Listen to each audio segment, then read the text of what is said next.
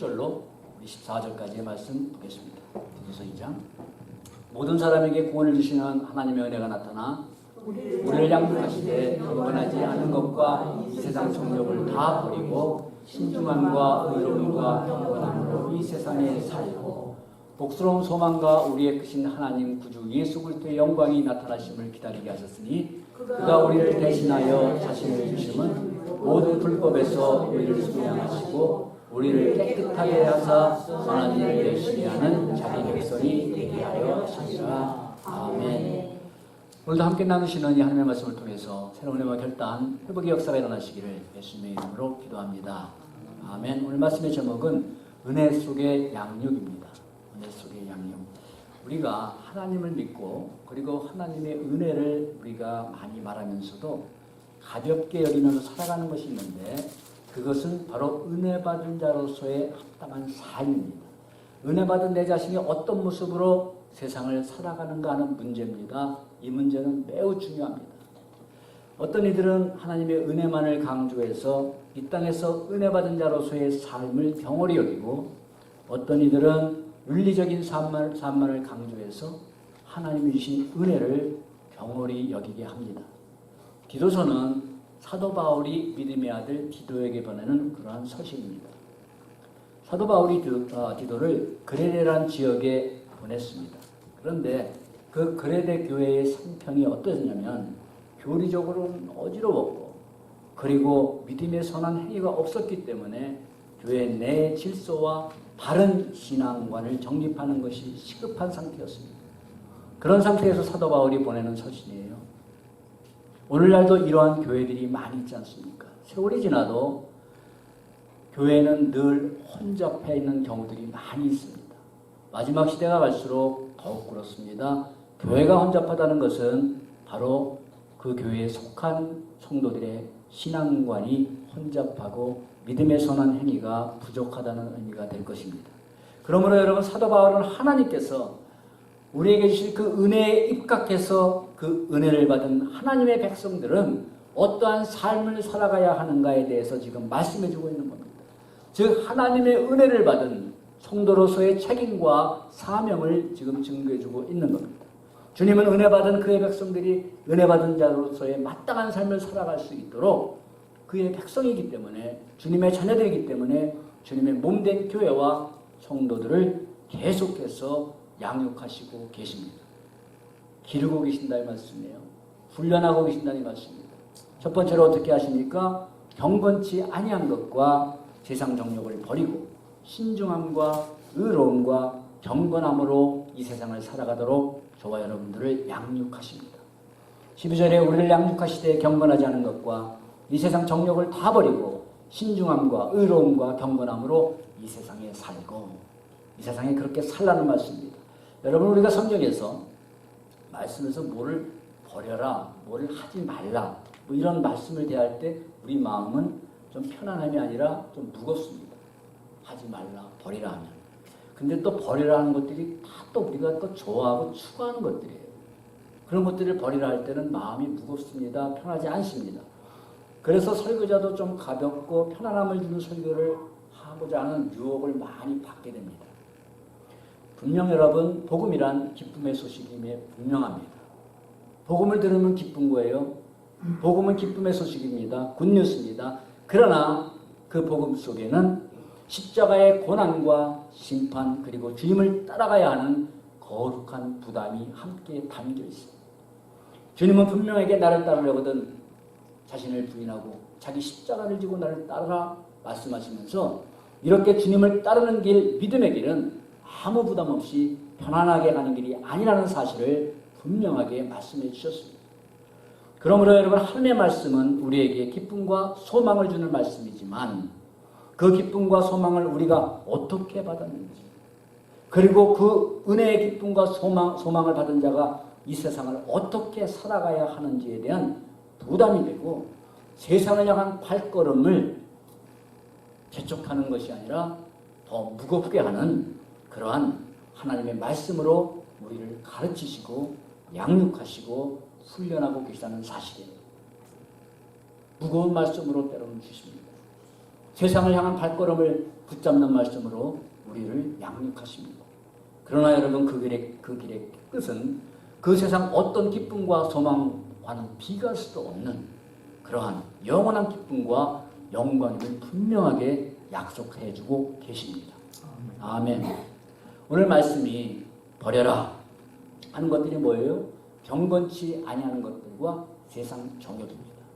여러분 인간이 저와 여러분들이 하나님 앞에 죄를 범하는 두 가지 큰 틀이 뭐라 그랬죠?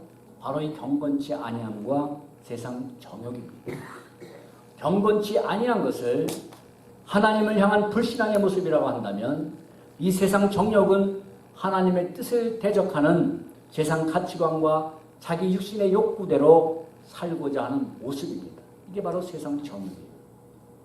이것을 에베소서 2장 2절에 뭐라고 합니까? 그때 너희는 그 가운데 행하여 세상 풍조를 따르고 공중권세 잡은 자를 따랐느니라 라고 증거합니다. 그런 모습을 세상 풍조를 따랐다. 나아가 공중권세 잡은 자를 따랐다. 그러므로 여러분 세상 풍조를 따라서 자기 정욕대로 살아가는 그 모습, 그것은 단지 내가 신앙이 좀 부족해서 단지 내가 좀 주님보다 세상을 좀 더 사랑해서 그런 어떤 단편적인 문제가 아니에요. 성경이 증거하는 것은. 그 모습은 골로새 3장 5절에 말씀하죠. 탐심은 우상 숭배니라 하는 말씀대로 탐심이라는 우상을 따라가는 모습이고 나아가서 세상 권세 잡은 그런 악한 영을 따라가는 모습이라고 성경은 증거하고 있습니다. 성경은 항상 표면적인 것을 얘기하면서 뭘 말씀합니까? 이면적인 것, 영적인 것을 말씀해주고 계십니다. 실체를 말씀해주고 계십니다.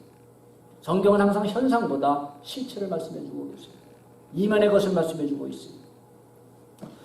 여러분 그러므로 우리는 하나님이신 사명과 하나님의 뜻을 이루기 위하여 가져야 하는 거룩한 열정, 그것은 더욱 강하게 타올라야 하지만 세상 정욕은 버리고 죽여야 합니다. 버리고 죽이려고 애쓰고 죄와 싸우되 피 흘리기까지 갈등하고 이기지 못하는 그것에 의해서 갈등하고 이기지 못하고 세상 정욕에 내가 쓰러짐에 대해서 내가 하나님 앞에 애통하면서 회개하고. 그래서 여러분 사도 바울은 그런 세상 정욕을 골로새서 3장 5절에 악한 정욕이라고 말씀합니다. 악한 정욕입니다. 여러분 우리가 뭐를 하고 싶은 마음 욕구가 없어서는 절대 안 되는 거죠. 그러나 하나님의 뜻을 향한 그런 욕구와 거룩한 갈망과 내 세상을 향한 그런 세상 정욕, 악한 정욕은 구분이 되어야 돼요. 구분할 줄 알아야 된다 이 말씀입니다. 그래서 여러분 하나님은 그의 자녀들이 경건하지 아니한 것들과 세상 정욕을 버리고 거룩한 열정과 복스러운 소망을 품고 하나님 백성답게 살아갈 수 있도록 오늘도 저 여러분들을 양육하시는 하나님이십니다. 아멘. 여기서 양육한다는 것은 무슨 뜻이에요? 가르치시고 지도하시고 교정하시고 훈련하신다는 의미가 양육이에요. 그래서 때때로 여러분 하나님의 양육받고 지도받고 교정받기를 원하지 않는 사람들이 있습니다. 그런 손길이 오면은 거부하고 내 자존심을 상했다 하고 그리고 나에게 상처를 줬다 하고 하나님을 떠나가고 그런 경우들을 많이 볼 수가 있습니다. 여러분 우리가 하나님의 양육을 받지 않고 지도를 받지 않고 어떻게 하나님의 뜻대로 이 세상을 살아가며 이 세상의 수많은 우리의 믿음을 무너뜨려고 하는 수많은 계계와 유혹들을 이겨나갈 수가 있겠습니까? 더군다나 여러분 세상 말할 것 없고 우리 자신 속에 있는 여러분 우리 자신 속에 있는 그 육신의 어떤 그러한 죄성들을 어떻게 해? 무슨 분하도 좋겠는데 어떻게 맨날 패하면서 가는 우리의 모습을 이겨나갈 수가 있겠냐 이 말씀이에요. 우리의 능력으로. 그러므로 여러분 하나님께서 우리를 가르치시고 훈련하는 그런 양육 과정은 우리 지난 몇 주 전에 말씀드렸죠. 로마서 5장에 환난은 인내를, 인내는 연단을, 연단은 소망을 이루는 줄 알미니라. 이 말씀처럼 여러분 어려움이 있어요. 고난이 있어요. 인내함이 있어야 돼요. 그러나 끝은 뭐예요? 소망이 이루어진다라고 말씀합니다. 아멘. 아멘. 이것이 바로 우리의 양육의 과정이라고 말씀드렸습니다. 그러나 여러분, 저와 여러분들이 분명하게 알고 분명하게 확고하게 믿어야 될 것이 있습니다. 그것이 바로 11절 말씀을 보면 모든 사람에게 구원을 주시는 하나님의 무엇이 나타났어요? 은혜가 나타나. 아멘 아멘 할렐루야. 은혜가 나타나라고 증거하고 있습니다. 여러분, 바로 이렇게 이 땅에 육신을 입고 나타나신 주님의 은혜 속에서 받는 양육이며 훈련이며 연단이라는 사실을 우리가 믿어야 합니다. 아멘. 내 당하는 이 고난, 내가 하나님을 따라가다가 당하는 비방과 오해와 그리고 사람의 뜻보다 하나님의 뜻을 추구하다가 당하는 손해와 그 모든 것들도 나 혼자만 외롭게 당하는, 그리고 나를 위로해주고 나를 품어줄 사람이 아무도 없는, 내 상황을 이해해줄 사람이 없는 그런 외로운 투쟁이 아니라 바로 주님의 은혜 속에서 받는 그러한 양육이라는 사실을 믿으신다면 우리는 이겨나갈 수가 있지 않겠습니까? 아멘. 그렇죠. 나 혼자가 아니라는 사실. 사람도 아니고 내 이웃도 아니고 내 아내와 남편도 아니고 전능하신 주님이 그 은혜의 손길 속에서 내가 치르고 있는 훈련의 과정이다. 양육의 과정이다라고 믿는다면 여러분 어떠겠습니까?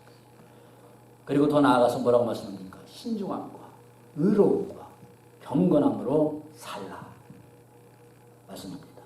여러분, 우리는 하나님이 성경 말씀에서 버려라 하는 것을 버리는 것만으로 만족해서는 안 됩니다. 물론 그것도 굉장히 무지무지 어마어마하게 힘들지만 그걸로 끝나면 안 되는 하나님의 백성들입니다. 사무엘 선지자가 우상을 섬기는 이스라엘 백성들을 향해서 뭐라고 말씀합니까? 사무엘상 7장 3절에 너희가 섬기는 그 이방 신들과 아스타로 그 우상을 너희에게서 제거하고 버리고 너의 마음을 하나님 여호와께 향하여 그분만 섬기라. 아멘. 말씀합니다. 무슨 말씀입니까? 버려야 할 것을 버려라. 그리고 버렸다면 그 다음에는 하나님 앞에 어떻게 살 것에 집중하며 살라 이 말씀입니다. 버려라. 그리고 버렸다면 그것으로 끝이 아니라 어떻게 다음에는 하나님 앞에 집중하며 하나님을 섬기며 살 것인가. 거기에 집중하며 살라. 여러분, 하나님의 자녀로서 버려야 할 것을 버리고 하지 말아야 할 것을 말하는 것은 소극적인 모습이라고 말한다면, 그건 소극적인 모습이라고 말한다면 해야 할 것을 하는 것은 뭐예요? 적극적인 모습이에요. 적극적인 모습이에요. 예를 들겠습니다. 하나님께 예배를 드리지 않는 사람이 하나님께 예배를 드렸다면 적극적으고 대단한 믿음입니까? 그랬다면 그것은 하나님의 은혜를 받고 구원받은 자녀라면 가장 기본적인 일이에요. 당연한 일. 그러나 거기서 끝이 아니라 주님의 몸된 교회와 하나님의 나라를 위하여 기도하고 주님 앞에 충성하고 헌신하면서 주님의 영광을 위하여 살아가는 모습, 그것은 적극적인 모습 아니겠습니까? 우리는 그 모습으로 나아가야 됩니다. 하나님은 우리에게 모든 것을 다 쏟아주시지 않았습니다. 조금도 부족함 없이 하늘 영광 버리시고 이 땅에 육신을 입고 오셔서 십자가에서 자신의 모든 것을 우리 죄를 대속하기 위하여 다 메어주시고, 이 적극적인 사랑보다 더 적극적인 사랑이 있습니까? 더 큰 사랑이 있습니까? 더 열정적인 사랑이 있습니까? 여러분, 이사야 9장 7절에 만군의 여호와 열심히 일을 이루십니다 말씀합니다. 저 여러분들 부족하신 그 구원의 역사는 전능하신 하나님일지라도 열심으로 전심으로 이루신 역사라는 말씀이에요. 하나님께서는 저와 여러분들을 구원하시기 위해서 그런 열심으로 적극적으로 다 쏟아부어 주셨다면 그 은혜를 받은 저와 여러분들은 주일날 하루 예배드리는 것으로 만족할 수 있겠습니까? 하나님 앞에 충성하고 드리기를 인색할 수가 있겠습니까? 내가 직분 받았다는 것으로 내 신앙생활은 다 한 것처럼 여길 수가 있겠습니까? 여러분, 하나님이 그렇게 열심으로 독생자를 내어주시기까지 우리에게 모든 것을 쏟아부으신 열정적인 사랑이셨다면 저와 여러분들이 주님을 향한 열정의 뜨거움은, 온도는 몇 도입니까? 우리 모두가 한번 생각해 볼 문제 아니겠습니까? 그러므로 여러분, 오늘 버리고라는 말씀 다음에 전심을 다해서 이렇게 하라라고 말씀하는 겁니다. 버린 다음에 하라. 어떻게 살라고요? 신중함과 의로움과 경건함으로 살라. 여기서 여러분 신중함이란 뭐예요? 바로 정신을 차려서 삼가하고 절제한다는 의미입니다. 통합성경에는 근신이라고 되어 있죠. 예, 삼가하고 절제하는 거예요. 우리의 많은 문제는 어디서부터 발생하나요? 절제하지 못함, 신중하지 못함으로 인해서 발생합니다. 그리고 그 다음에는 의롭게 살라. 디카이오스. 즉 하나님의 뜻 안에서 바르고 정직하게 살라 이 말씀입니다. 그리고 경건하게 살라. 그렇다면 여러분, 이 거짓되고 불의가 가득 찬 이 세상 속에서 어떻게 우리가 이런 삶을 살아갈 수가 있을까? 어떻게 살아갈 수가 있을까? 저 여러분들이 가진 도덕성을 가지고 가능합니까? 저 여러분들이 이를 악물고 결심함으로 가능합니까? 여러분, 이방이면서도 하나님 앞에 경건한 삶을 살던 백부장 고넬료의 삶이 간단하게 기록이 되어 있는 사도행전 10장에 보면 그가 경건하여 온 지방과 더불어 하나님을 경외하였다라고 기록되어 있어요. 그는 경건했습니다. 그래서 그는 하나님을 경외하며 살았습니다. 무슨 말씀입니까? 이렇게 여러분, 하나님을 경외함으로 우리는 경건한 삶을 살아갈 수가 있고, 의롭고 경건한 삶은 하나님을 경외함으로부터 나오는 열매인 줄 믿습니다. 아멘. 다시 말씀드리겠습니다. 복잡한 것 같아서.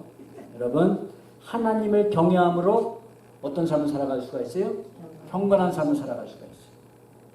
그리고 그 경건한 삶은 어떻게 어떻게 해서 나올 수가 있어요? 하나님을 경외함으로부터 나올 수 있는 삶의 모습, 즉 열매예요. 하나님은 뭐를 보세요? 바로 그 열매를 보신다 이 말씀. 하나님께서 열매를 보시겠다고 하죠. 경건의 모양은 너무나 거룩해요. 너무나 거룩한데. 목사님, 제가 설교자가 여기서 할 때는 이 말이 다 경건한 말씀 아닙니까? 얼마나 경건한 말을, 기도할 때도 경건한 기도를 합니다. 그런데 뭐예요? 하나님이 그걸 보신다고요? 아니죠. 이단을 내려가서 점을 열고 나가서 세상에 나가서 나오는 삶의 열매를 보시고 하나님은 아신다. 그 열매를 찾으신다고 말씀합니다. 저 여러분들도 통일합니다. 저 여러분들은 통일해요. 여러분, 교회 내에서 밖의 모습이 동일할 수가 있습니다. 그러나 다른 경우들이 우린 너무나 많습니다. 그래서 여러분, 저와 여러분들은 교회 내에서의 나의 모습을 나의 믿음으로, 나의 믿음의 증거로 확신하며 살면 안 됩니다. 저 삶에 나가서 내가 과연 사람들과 부딪히며 세상과 부딪히며 불의한 세상 속에서 내가 얼만큼 하나님이 기뻐하시는 뜻을 의롭고 경건한 삶을 살려고 노력하며 발버둥치고 살아가는가, 그 삶의 모습이 저와 여러분들의 열매입니다. 아멘. 진정으로 저와 여러분들이 하나님의 전능하십니다. 여러분, 무한하신 그 권위와 영광을 깊이 깨닫고, 그리고 심판자이신 하나님을 경외함의 두려움 속에서 우리가 살아갈 수 있다면, 그분을 두려워한다면, 경외한다면, 레스펙트 한다면, 우리는 하나님 앞에 모든 것을 행할 때 좀 더 조심하게 되고 절제하게 되고, 남들이 불의와 거짓으로 득세하고 자기 이익을 취해가는 이 세상 속에서도, 그런 세상이다 할지라도 불꽃 같은 눈앞에서 살아가는 나의 모습, 불꽃 같은 눈으로 바라보시는 하나님 앞에 의롭게 살기를 힘쓸 수 있고 더 경건한 모습으로 살아갈 수가 있지 않겠냐 이 말씀입니다. 그분을 그렇게 의식한다면 바로 우리의 삶은 뭐예요? 하나님 앞에서의 삶입니다. 사랑하는 여러분, 그러므로 온전한 신앙생활이란 바로 오늘 주신 말씀처럼 하나님께서 버려라 하시는 것을 버리고 하라 하시는 것, 갖추고 행하라 하시는 것들을 행하며 하나님 앞에서의 삶, 이것이 바로 신앙생활임을 믿습니다. 아멘. 버려라, 힘들지만 버리려고 노력을 해보고, 안 버려지면 하나님 제 믿음으로는 도저히 안 버려지는데, 하나님 말씀이 버리라니까 버리긴 버려야 되겠는데 능력이 없어요. 성령님 도와주세요. 내 감정은 버리기 싫지만 내 안에 있는 성령의 법이 나를 강권하셔서 버릴 수 있도록 해주세요. 하면 우리 성령님이 도와주시지 않겠습니까? 성령님이 확 도와주실까 봐 또 겁나는 거 아니겠습니까? 확 도와주셔가지고 버리게 될까 봐. 여러분 이렇게 온전한 신앙생활 하나님 앞에서의 삶입니다. 그럼에도 여러분 이 시대의 믿음의 문제 뭘까요?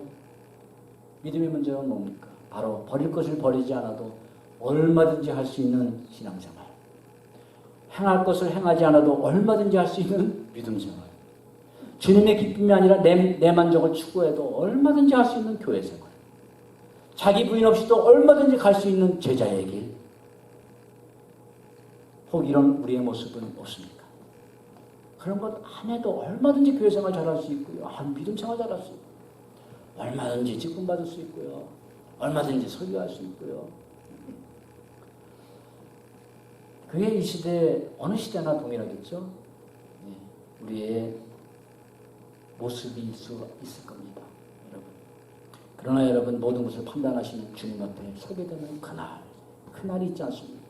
그날 그 신앙과 그 믿음과 그 교회 생활과 그 제자의 길의 결과는 무엇이겠습니까?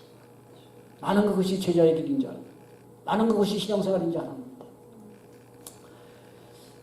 주님이 하신 이 말씀까지 전하면 더 부담이 될까봐 나누고 싶지는 않지만 주님이 주신 위로의 말씀에만 우리가 집중하지 말고 경고의 말씀에도 귀를 기울여야 되기 때문에 부득불 전해야만 하는 이 마음을 이해해 주시기 바랍니다. 나더러 주여 주여 하는 자마다 다 천국에 들어갈 것이 아니라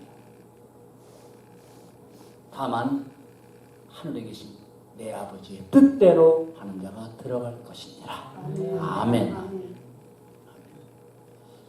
이런 말씀 드리면 이게 또 마음대로 주여 주여가 잘 안 나오지 않습니까? 주여 주여 하는 자마다 천국에 들어갈 것이 아니요 다만 하늘에 계신 내 아버지의 뜻대로 행하는 자라야 들어가니라. 행하는 자라야. 아멘. 행위로 구원받는 건 아니지만 하나님을 믿는 그 믿음 속에는 하나님의 뜻을 따르고자 하는 행함의 믿음이 담겨 있어야 된다 이 말씀입니다. 많든 적든 애씀이 있어야 됩니다. 간구가 있어야 됩니다. 사랑하는 여러분, 진정한 기쁨 그리고 즐거움은 편안함에서 오는 것이 아니라 부담을 가지고 힘들지라도 좁은 길을 갈 때 동행해 주시는 우리 주님이 주시는 위로와 능력을 체험함으로 말미암아 우리의 심령 깊숙한 곳부터 터져나오는 감사와 기쁨과 즐거움인 줄 믿습니다. 아멘. 아멘. 이게 진짜 즐거움이에요. 편안해서 즐겁다. 그것도 세상에서는 즐거움이고 기쁨이고 편안함일 수 있어요. 그러나 여러분 육신은 힘들지라도 몸은 좀 피곤할지라도 주님이 주시는 위로와 능력, 그래서 세상 사람들이 다 몰라줘도 내 심령 깊은가 그 곳에서 터져나오는 그 감사, 기쁨, 이것이 진정한 기쁨과 감사 아니겠습니까?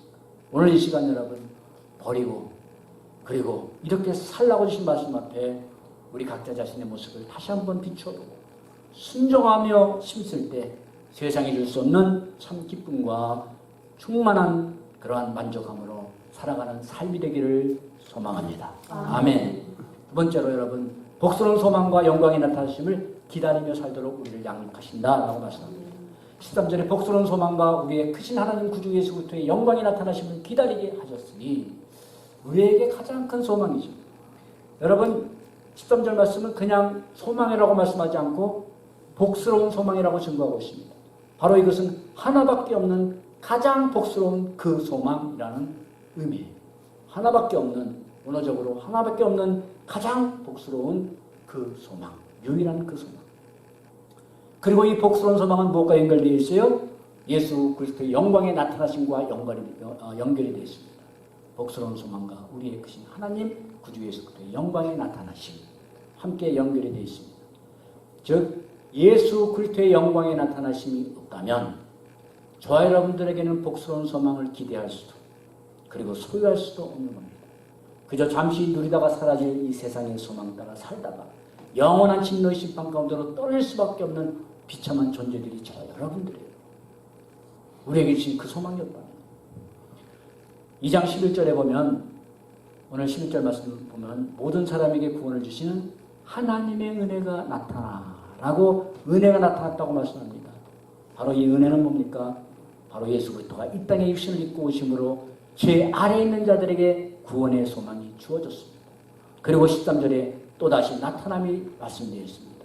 구주 예수 그리스도의 영광이 나타나신 이것은 바로 영광의 주로 다시 이 땅에 재림하시는 그날 과연 가장 큰 복스러운 소망 속으로 들어간 그 기쁨과 영광이 어떤 것인지 분명하게 보고 체험하게 될 것입니다. 아멘. 영광의 주님이 심판의 주로 다시 나타나시는 그날에 그러므로 여러분 하나님의 은혜가 나타나심으로 구원받은 하나님의 백성들은 구주 예수 그리스도의 영광이 나타나시는 그날까지 어떤 모습으로 살아가야 하는 것에 집중하며 살아가야 됩니다. 바로 어떤 모습입니까? 선한 일에 열심하는 하나님의 백성으로 살아가야 합니다. 아멘. 말씀이 14절에 그가 우리를 대신하여 자신을 주심은 모든 불법에서 우리를 속량하시고 깨끗하게 하사 선한 일에 열심을 하는 자기 백성이 되게 하려 하심이라 말씀합니다. 오늘 14절의 말씀을 보면 이렇게 하나님께서 우리가 어떤 삶을 살아가야 되는 것을 더 나아가 말씀합니다. 하나님의 선하신 일에 열심하는 하나님의 백성으로 살도록 양육하신다라는 말씀이에요. 그런데 죄로 인해서 하나님을 떠난 인간, 즉 하나님 앞에 추방당한 인간이 어떻게 깨끗하게 돼서 거룩하신 하나님의 백성이 될 수 있는가를 먼저 증거합니다. 그가 우리를 대신해서 자신의 십자가에 내어주심으로 말미암아 바로 속량입니다. 대속의 은혜입니다. 어느 시대이든 불법 아래 종노릇하던 그러한 자들이 구원을 받아서 하나님의 백성이 될 수 있는 유일한 길은 구약이나 신약시대나 어느 시대나 오직 우리 주 예수 그리스도의 대속의 은혜를 말미암아 가능하다는 진리를 증거해주고 있는 겁니다. 지금 그렇게 복음을 증거해주고 있는 거예요. 바울은 복음을 떠나서는 그 어느 것에도 다른 말을 섞지가 않습니다. 다른 어떤 말을 할 때도 그 말 속의 중심은 항상 그리스도가 십자가를 내어주신 대속의 죽음을 통한 그리스도의 복음이었어요. 사실 그건 시대가 변해도 설교자의 취향이 어때도 항상 중심에 있어야 될 메시지입니다. 그렇습니다. 이 진리는 여러분 그럴듯한 이론이나 사상이나 그 어떤 교훈 앞에서도 흔들릴 수 없고 타협할 수 없고 결코 양보할 수 없는 분명한 진리를 믿는 저와 여러분들이 되기를 바랍니다. 아멘. 이건 타협할 수가 없어요. 타협할 수가 없어요. 나아가 이 진리를 믿음으로 받은 자라면 선한 일을 열심히 하는 하나님의 백성으로 삶을 살아가야 되는 겁니다. 바로 이것이 성도에게 주어진 사명적인 삶입니다. 그가 누구든 하나님 앞에 선하신 뜻에 열심으로 행하며 살아가는 그것은 누구에게든 주신 사명적인 삶이에요.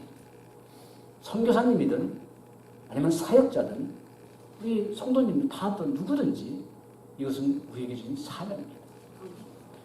그리고 우리를 향하신 하나님의 뜻입니다. 여기서 선한 일이라는 것은 어떤 일입니까? 세상에서 말하는 착하고 선한 그런 일입니까? 아니죠. 바로 하나님의 뜻을 의미합니다. 선하신 하나님의 뜻. 그분이 행하시도록 하는 일, 행하시는 일은 모두가 선한 일이십니다. 그러므로 선하신 하나님의 뜻을 따라 마음을 다하고 뜻을 다하고 목숨을 다하여 충성스럽게 열심으로 하나님을 섬기는 백성 되라 이 말씀입니다. 그러나 여러분 하나님의 뜻을 따라 행하는 선한 열심이 있다고 아무나 할 수 있는 일이 아니라는 사실입니다. 열심히 있다고 선한 일을 할 수 있는 게 아닙니다.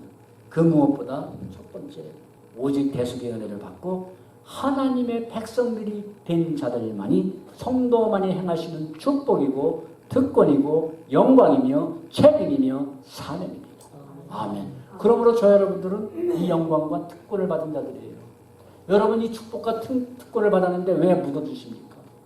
세상 사람들은 하나님의 선한 일을 하면서 하나님을 기쁘시게 할 수가 없어요. 대속의 은혜를 받은 저와 여러분들만이 성도들만이 행할 수 있는 그러한 특권이에요. 권세예요. 아멘. 영광입니다. 우리가 얼마나 이 특권과 영광과 축복을 묻어두고 살아갑니까? 여러분. 이렇게 여러분, 하나님이 복음의 은혜가 우리를 거룩한 백성 삼아주신 대속의 은혜, 그 십자가 복음의 은혜를 결코 잊어서는 안 됩니다. 결코 그 복음의 은혜가 희미해져서는 안 됩니다. 우리를 깨끗게 하신 신의의 은혜도 바로 대속의 은혜예요. 우리가 그리스도의 영광을 바라보면서 하나님의 백성답게 살아갈 수 이끄는 성화의 은혜도 오직 복음의 은혜와 능력입니다. 아멘. 그리고 나아가 병들고 썩어지는 우리의 낮은 몸이, 여러분, 우리가 얼마나 나이 들어가면서 또 젊을 때도 병이 들고, 제가 수요 예배 시간에 말씀드렸어요. 우리 교회에 몇 번 추적하시는 한 권사님 남편이 그냥 모르고 가서 신방받는데 이미 병원에서는 포기 판정받으셨어요. 불과 3, 4개월 전에, 몇 개월 전에 우리 교회 와서 식사하시고 얘기하고 그리고 웃으면서 가시던 분이에요. 깜짝 놀랐어요. 거실에 딱 들어갔는데 그 바짝 마르고 얼굴이 시커멓게 돼서 바짝 마른 그 모습, 침대에서 일어나지는 못하는 그 모습을 보면서 깜짝 놀랐어요. 여러분, 이런 고통을 당하는 당사자와 그리고 한 권사님 여든이 넘으셨어요. 그분을 일으키려다가 또 아침에 함께 또 넘어지셨어요. 다행히 많이 다치지 않아요. 얼마나 우리 연약한 그걸 바라보는 그 가족들의 고통은 얼마나 크겠습니까? 그러나 여러분, 우리가 하나님 앞에 설 때 바로 복음의 은혜 때문에 우리의 썩어지고 병든 이 몸이 주님과 같은 영화로운 몸으로 화하는, 그래서 영원한 영광에 참여하는 그 그리스도의 복스러운 소망의 그날을 맞이할 수 있는 것도 오직 복음의 은혜입니다. 아멘. 그것도 복음의 은혜. 사랑하는 여러분, 말씀을 맺으려 합니다. 오늘도 하나님은 자기 백성들이 그 복스러운 소망, 그 귀한 영광을 기다리고 고대하며 살도록 은혜로 가르치시고 은혜로 책망하시고 은혜로 바른 길을 이끌어 가시는 하나님이세요. 예.